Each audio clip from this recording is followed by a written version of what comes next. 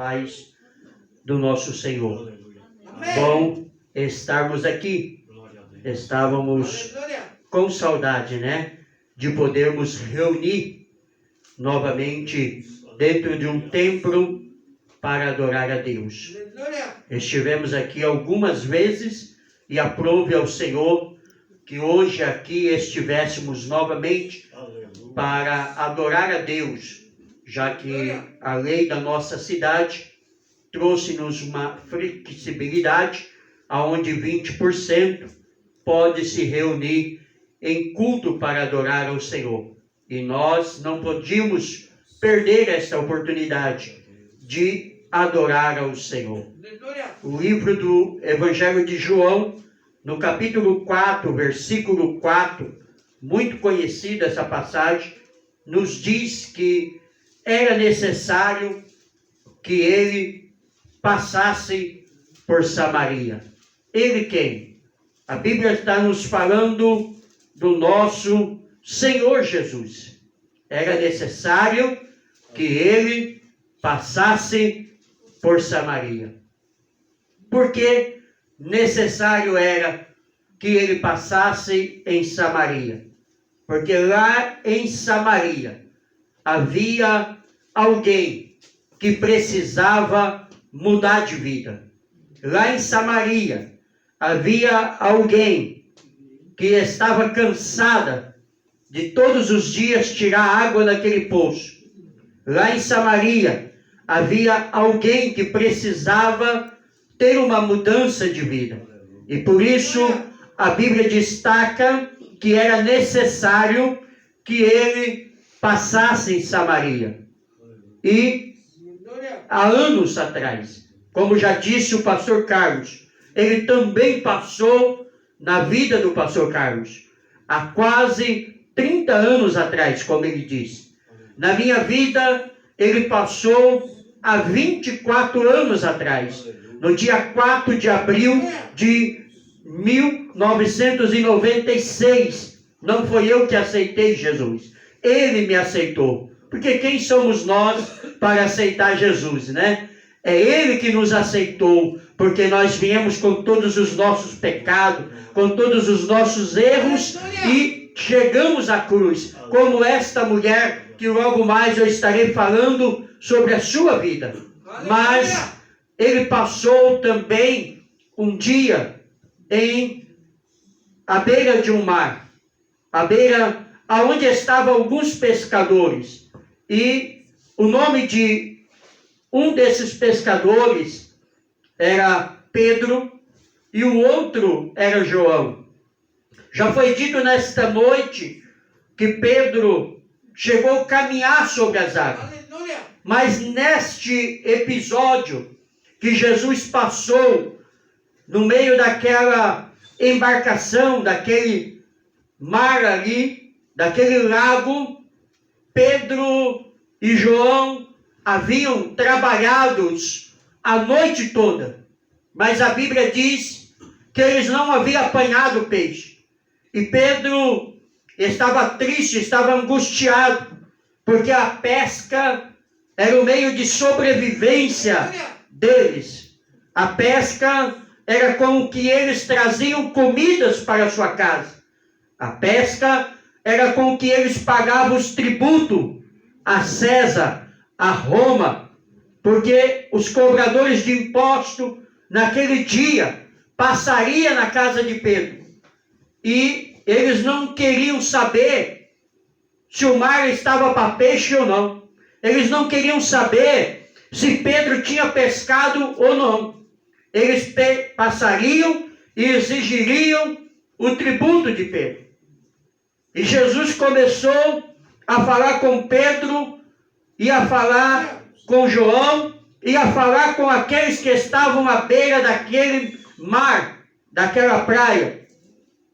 E após Jesus trazer a mensagem àquele povo, ele agora virou para Pedro e disse: vai e lança-te a rede ao mar.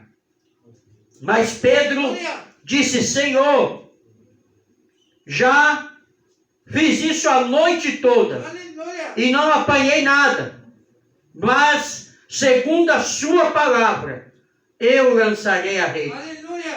E ele lançou a rede. E a Bíblia diz que quando ele lançou a rede, veio 138 grandes peixes.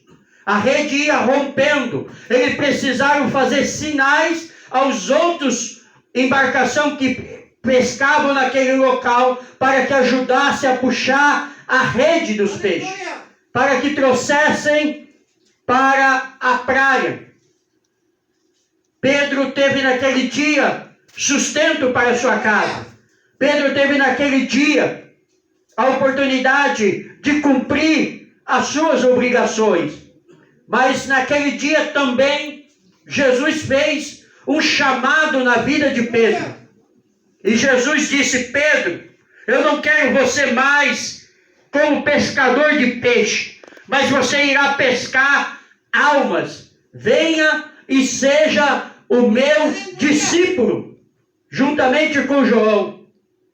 Então, naquele dia, Jesus passou na vida de Pedro como passou em Samaria. Naquele dia, Jesus mudou a vida de Pedro. Naquele dia, Jesus transformou a vida de Pedro. Jesus foi tratando o caráter de Pedro. Pedro era afoito, Pedro era muitas das vezes extrapolado, muitas das vezes ignorante, muitas das vezes saía da direção, mas Jesus trabalhou no decorrer do seu ministério de 3 anos aproximadamente, e quando Pedro realmente entendeu o chamado do Senhor, após o Senhor morrer e ressuscitar e subir ao céu, ele fez o que já foi dito nesta noite, diante do templo Formosa: eu não tenho prata, eu não tenho ouro, mas o que eu tenho eu te dou, em nome de Jesus Cristo, levanta e anda. Porque Pedro agora havia sido mudado após Jesus passar a sua vida. Seus primeiros sermões arrebantou para o Senhor milhares de pessoas. A Bíblia diz que o primeiro sermão de Pedro, 3.000 almas se rendem a Cristo, fora mulheres e crianças. No seu segundo sermão, quase 5.000 almas se rendem a Cristo. Aquele Pedro que havia labutado com a rede a noite toda para pegar peixe, agora estava cumprindo o que Jesus havia dito: você não vai mais pescar peixe, mas você será pescador de alma. 2 sermões, 8.000 almas quase se entregam ao Senhor. E ele está dizendo: em nome de Jesus, ao aleijado seja curado, levanta. Aleluia. A Bíblia diz que Pedro passava e até mesmo a sombra de Pedro curava. As pessoas eram colocadas aonde a sombra de Pedro passasse, para que fosse curado de qualquer tipo de enfermidade. E se houvessem endemoniados, também eram sarados. Aleluia. Esse era o Pedro que Jesus encontrou pescando a noite toda e sem apanhar nenhum peixe. Esse é o Pedro que Jesus, certa feita, quando foi cobrado pelos cobradores de impostos, juntamente com Pedro, por não darem o dinheiro que eles queriam a Roma, foi o que Jesus disse: vai ao mar agora, lança o anzol, pega o primeiro peixe, e o primeiro peixe que você pegar, abra a boca daquele peixe, tira a moeda que lá está, pague o tributo para você e para mim também. Esse era o Pedro que Jesus transformou. Esse era o Pedro que Jesus realmente chamou para ser um pescador, não simplesmente de peixes, mas de almas. E este mesmo Pedro fez missões por toda a Europa, por toda a Ásia, por todos os lugares. Ele se tornou um grande missionário. E no final da sua carreira ministerial, quando ele estava para ser morto, historiadores nos diz que ele estava sendo crucificado na mesma posição que Jesus estava sendo crucificado. Mas ele disse aos seus carrascos: não sou digno de morrer como morreu o meu Senhor. Se vocês vão me crucificar, tudo bem, pode me crucificar, mas vira esta cruz de cabeça para baixo. E a história diz que Pedro foi crucificado de cabeça para baixo, que ele dizia: não sou digno de morrer como o meu Senhor morreu, na mesma posição. E era-lhe necessário passar por Samaria. E nessas passagens por Samaria, Jesus libertou aquela mulher que há 12 anos sofria com fluxo de sangue. Não necessariamente dizendo em Samaria. Samaria eu apenas estou usando como uma loja. A Samaria daquela mulher é que ela havia perdido a sua família. Ela havia perdido a sua dignidade. Porque o fluxo de sangue daquela mulher era contínuo. Ela não podia ter relação com sua família, com a sociedade. Ela não podia ir ao templo, porque ela era declarada imunda, diferente dos nossos dias. A lei daquela época proibia qualquer contato quando a mulher estava nesta situação. Só que a situação dela não era como é das mulheres normais hoje, que é um breve período. Ela, por 12 anos, sofria disso. A Bíblia não nos traz detalhes, mas eu posso imaginar que ela tinha casa, que ela tinha marido, que ela tinha filhos, e de repente, do nada, ela teve que deixar tudo. Ela teve que ir embora da sua casa, ela teve que afastar-se dos seus filhos, ela teve que se afastar do seu marido, ela teve que se afastar da sociedade e viver em um lugar isolado, longe da sociedade, não podia chegar perto de ninguém, vivia de resto, vivia de esmola, vivia do que alguém deixava para ela poder comer. Essa era a situação daquela mulher. Se ela chegasse na cidade, se ela chegasse perto de alguém, se ela quisesse voltar para a sua casa, a ordem dos sacerdotes era para que ela fosse apedrejada, porque ela era imunda, segundo a lei. Mas um dia, Jesus passou na vida dela, quando ela ouviu falar de Jesus e quando ela tocou nas orlas do vestido do Senhor Jesus. A Bíblia diz que Jesus parou no meio da multidão e disse: alguém me tocou. Pedro tomou a palavra e disse: mas Senhor, como tu pode dizer que alguém te tocou? Há uma grande multidão, é normal. Todos estão tocando no Senhor, todos querem tocar no Senhor. Mas Jesus disse a Pedro e a multidão: não é esse toque que eu estou falando.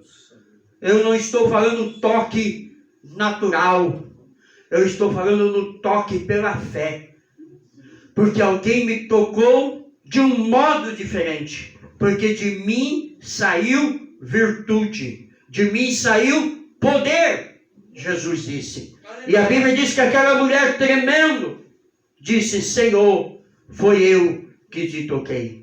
E ele disse: vai em paz, minha filha, a tua fé te salvou. Louvado seja o nome do Senhor. Era necessário passar por Samaria. Quantas e quantas vezes vivemos em Samaria?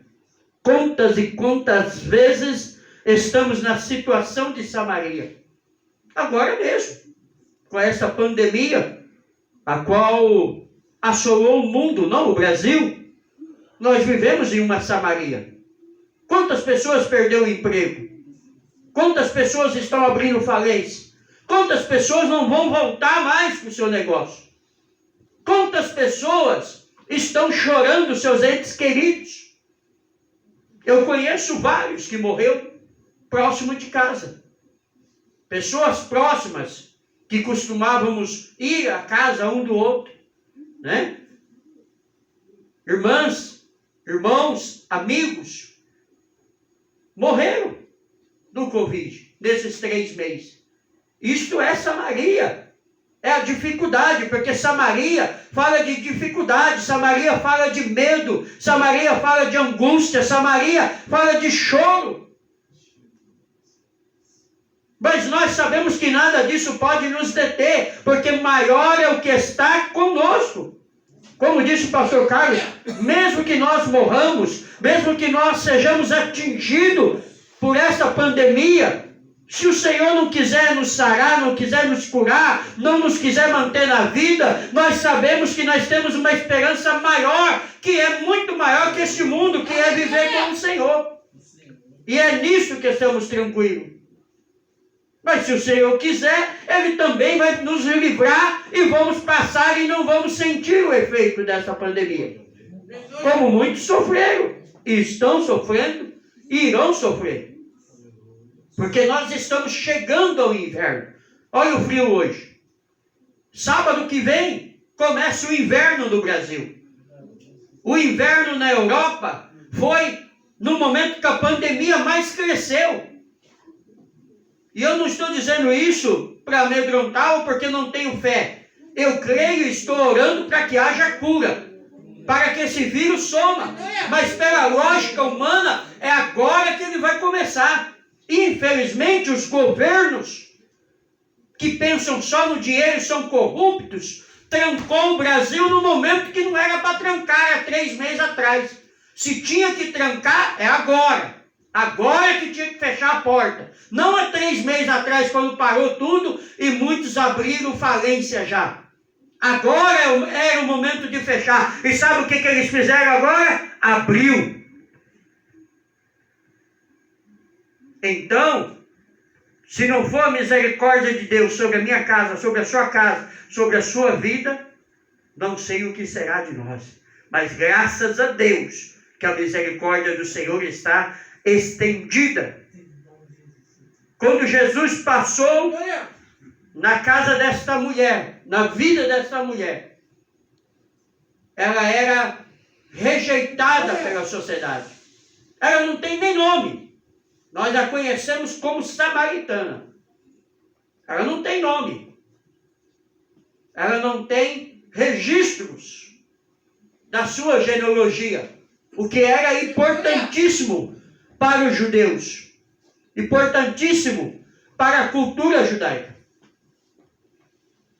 Ela estava cansada de ir ao poço pegar água. Ela estava cansada de ser rejeitada pela sociedade. Ela já estava no seu 7º casamento. E nesse casamento, simbolicamente que estamos dizendo que não era um casamento, o marido que ela estava não era dela. O próprio Senhor Jesus disse, quando disse a ela, chama teu marido. E ela disse que não tinha. E ele disse, disseste bem. Mas ali houve uma transformação. Ali houve uma mudança. Porque o impacto da palavra de Jesus ao coração daquela mulher fez com que ela entendesse que Ele era a solução para a vida dela. Aleluia! Que Ele era o alívio para o cansaço da vida dela, do sofrimento dela. Aleluia! De vir apanhar água todos os dias. E o diálogo de Jesus, todo mundo conhece a história, se for ler aqui, eu estou pegando apenas um versículo. Jesus está sentado à beira daquele poço e diz a ela, dá-me água para beber. Aleluia. E ela diz, como pode, sendo tu, judeu, pedir água a mim, que sou samaritana? Não sabes que o samaritano não conversa com os judeus e os judeus não conversam com os samaritanos? Aí Jesus disse, se você soubesse quem é que te pede água, você daria e jorraria em você uma fonte de água. Aí ela começou a ficar interessada na conversa. Ela esqueceu até que Jesus era judeu. Ela esqueceu até que samaritano não falava com judeu e que o judeu não falava com samaritano. Ela disse: dá-me, Senhor, desta água, para que não tenha que vir novamente a este poço. Só que Jesus não estava falando de uma água física, a qual estamos acostumados. Jesus estava falando de uma água espiritual. Glória a Deus. Até por isso, Louvado seja quando Jesus chegou ali, os seus discípulos estavam juntos. E Jesus, sabendo do conflito que havia entre judeu e samaritano, ele mandou seus discípulos ir comprar comida. E ele disse: eu vou ficar aqui ao poço.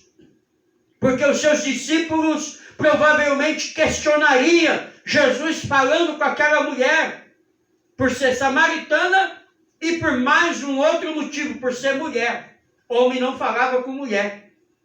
Não era normal dentro da cultura um homem parar para conversar com uma mulher. E se essa mulher fosse samaritana, pior ainda. Aleluia. Só que Jesus, ele não faz acepção de pessoa. Jesus não olha como nós olhamos. E ele começou a falar com aquela mulher. E brotou o desejo no coração daquela mulher de ter aquela água, de receber aquilo.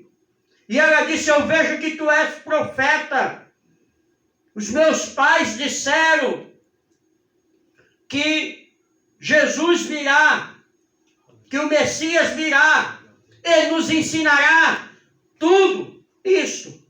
E ele disse: eu sou o que falo contigo. Aleluia. E ela disse: vejo que és profeta. Ela falou: espera um pouco. E foi para a vila dela. E veio com uma multidão. E quando aquela multidão chegou, Jesus falou com eles. E eles também foram transformados. Eles também foram impactados pela palavra do Senhor. E a Bíblia diz que eles convidaram Jesus para que fosse para Samaria. E os seus discípulos, com certeza, foram juntos. A rixa entre samaritano e judeu e samaritano que não conversava, foi quebrado naquele diálogo do poço. Foi quebrado naquele momento. Aquela mulher que não tinha confiança, agora se torna missionária, começa a trazer pessoas para o Senhor Jesus. E almas são salvas. Mais tarde, quando Jesus já assuntou ao céu, e os discípulos começam a ser perseguidos em Jerusalém, a Bíblia diz que Filipe, juntamente com as suas filhas, vão para Samaria e começam a fazer milagre. Mas por que eles foram para Samaria? Porque Jesus abriu a porta lá no poço. Jesus abriu o caminho lá no poço. Quando ele pregou para aquela mulher, ele pregou para aquelas pessoas que foi trazida por ela. Agora, Filipe está em Samaria fazendo milagre. Filipe está enchendo as pessoas do conhecimento do poder de Deus. Mas foi necessário Jesus passar por Samaria. Se Jesus não passasse por Samaria, nada disso aconteceria. Eu não sei qual a situação da sua vida nesta noite, mas nesta noite, Jesus vai passar pela sua vida. Jesus vai passar pela sua casa. Jesus vai passar pela sua família. Jesus vai dar a solução para aquilo que você está pedindo, para aquilo que você está orando nesta noite, para aquilo que você veio buscar nesta noite. Aleluia, glória a Deus. Porque aonde Jesus está, alguma coisa tem que acontecer. Nunca Jesus passou por algum lugar para que aquele lugar continuasse do mesmo jeito. Quando Jesus passou em Jericó, tinha um cego lá. O cego de Jericó, Bartimeu. Quando Jesus saiu de Jericó, O cego continuou cego? Não. A Bíblia diz que ele passou a enxergar. Porque o Senhor restaurou a sua visão. Quando ele passou no tanque de Siloé, havia um homem que 38 anos estava enfermo e não tinha quem colocava ele no tanque para ser curado quando o anjo descia, segundo a história, para movimentar a água. Mas quando Jesus saiu de lá, ele saiu com a sua cama enrolada e foi embora para a sua casa mostrar ao sacerdote. Aonde Jesus passa, alguma coisa tem que acontecer. Ele está passando aqui, ó. Você viu ele aí, ó? Está passando. Está passando. Toca nele. Peça a ele. Fala com ele. Diga o que você precisa. O que você quer? O que você quer? O que você precisa? A Bíblia diz: pedis ao Senhor, pedis e dar-se-vos-á. Lucas 7. Ele está passando. Se você deixar ele passar, de repente o seu milagre não acontece. De repente você quer passar na faculdade, de repente você quer um novo emprego, de repente você quer a cura da sua família, talvez você quer a cura de um ente querido que já está desenganado pelo médico, de repente você quer uma bênção. É a hora, é agora que ele passa em Samaria. É nesta hora que ele chega em Samaria. E quando ele chega em Samaria, Samaria é transformada.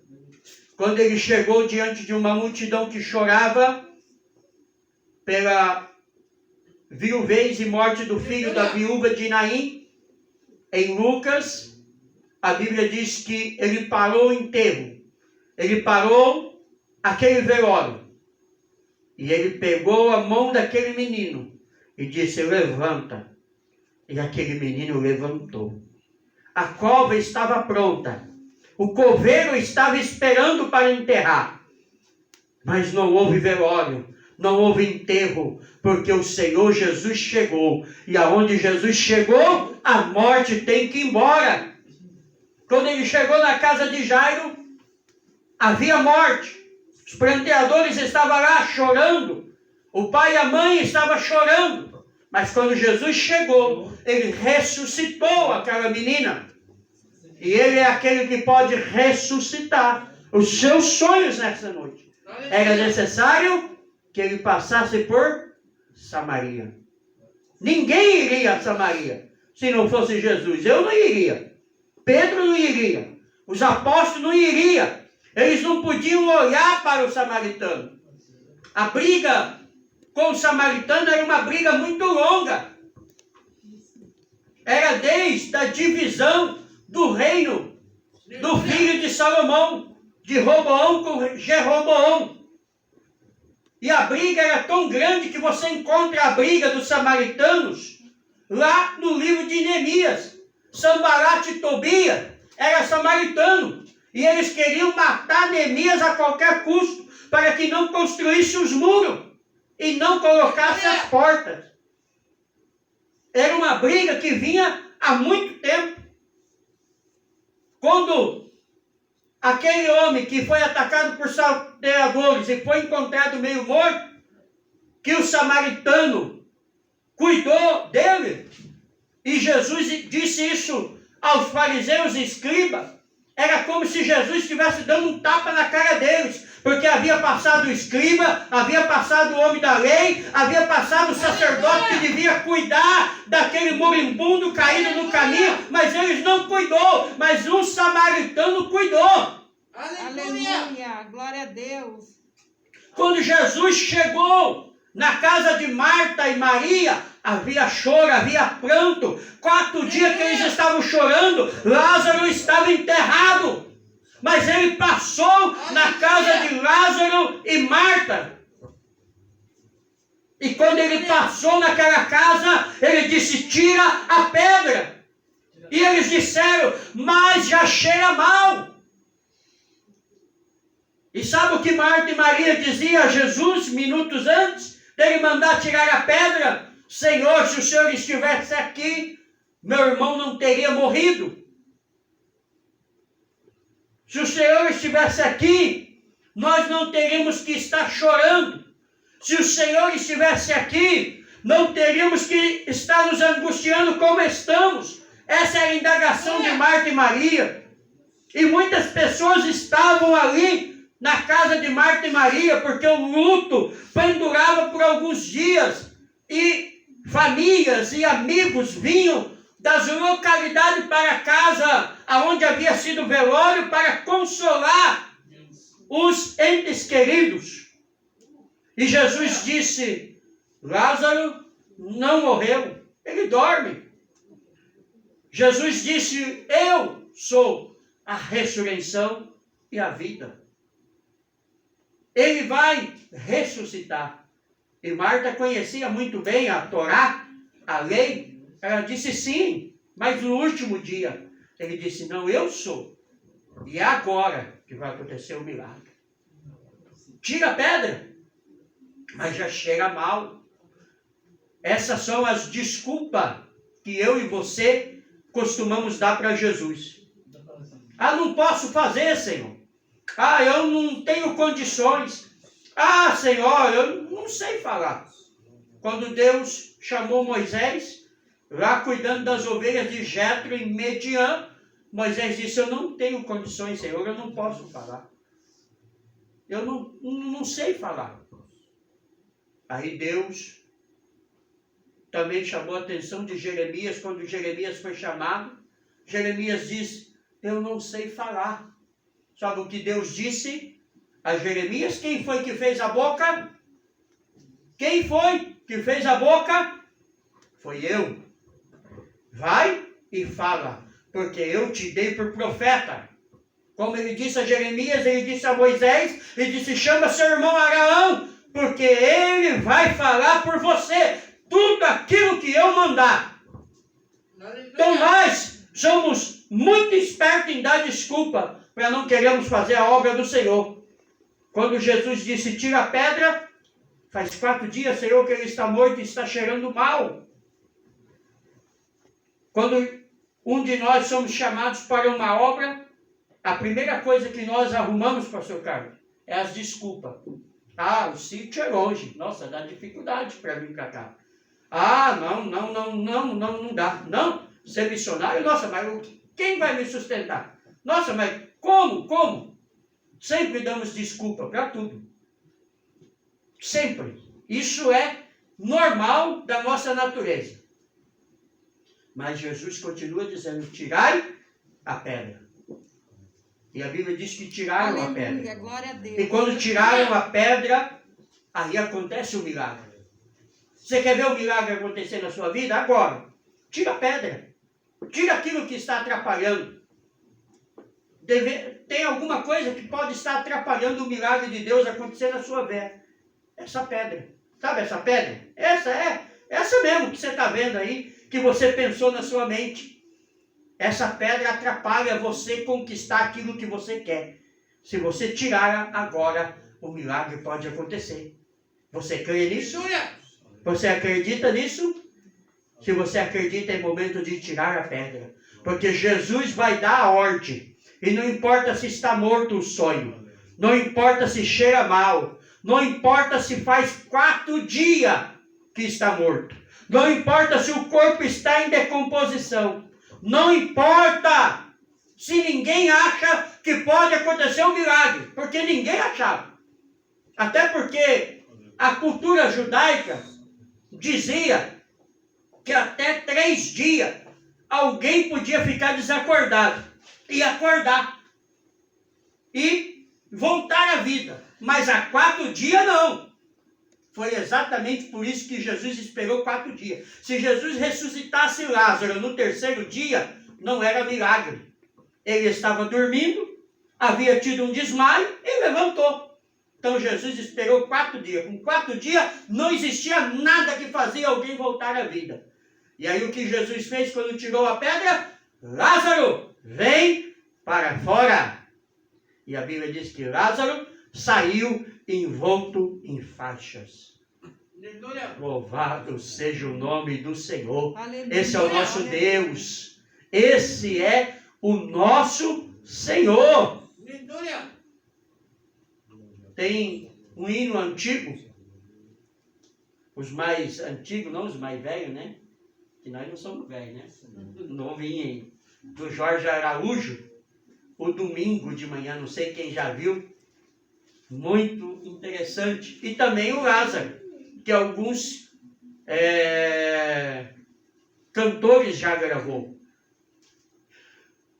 Lázaro saiu daquele túmulo, foi solto as ataduras e ele voltou a viver com as suas irmãs. E aquele milagre foi notório por todos os lugares, porque o Senhor Jesus passou na casa de Marta e Maria. E nesta noite, como eu disse, Ele passa sobre a sua casa, Ele passa sobre a sua vida, porque era necessário Ele passar por Samaria para transformar a vida dela. Como Ele passou em vários lugares que já citamos. Poderíamos falar aqui pelo menos mais 10, 15, 20 locais que Jesus passou e transformou aquela situação que era adversa, que fugia do controle, para colocar ordem e decência. Aleluia. E nesta noite não é diferente. Vamos colocar-nos em pé. E eu quero orar neste momento. Quero pedir pela sua vida, pela sua casa, pela sua família. Senhor Pai, amado Deus, querido Senhor, esta noite é noite de milagre. Esta noite é a noite do Senhor passar em Samaria novamente, como o Senhor passou há quase 2000 anos atrás. Nesta noite eu peço ao Senhor que o Senhor dê entre a essas casas, a essas vidas, a essas famílias que aqui estão reunidas. Eu não sei o que cada um necessita e o que cada um precisa, mas eu sei que Tu és o Deus do milagre. Eu sei que Tu tens a última palavra, que todo o poder pertence ao Senhor. E eu quero nesta noite, como Teu servo, declarar a cura, declarar a bênção, declarar a vitória sobre essas vidas que aqui estão, sobre a sua casa, sobre a sua família, sobre o seu trabalho, sobre o seu sonho, sobre os seus projetos. Que a presença do Espírito Santo possa impactar esses corações. Que toda enfermidade, todo mal, todo o Covid-19, toda pandemia, todo desespero, toda angústia, todo medo, todo choro, seja cessado agora, no nome do Senhor Jesus. Amém?